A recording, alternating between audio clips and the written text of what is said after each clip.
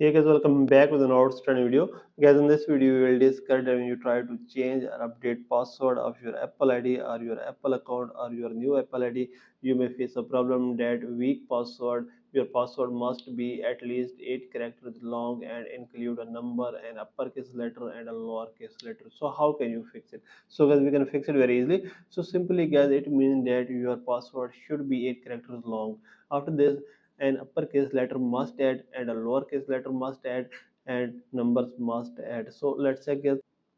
First of all, your first letter should be capital or any one letter should be capital. We are putting first letter capital like A is capital.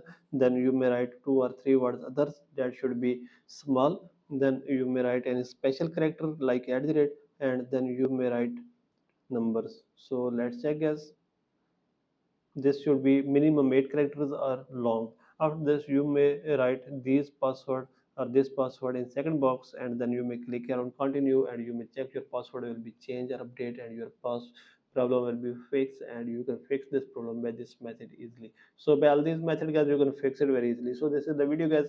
For more videos, please subscribe our channel.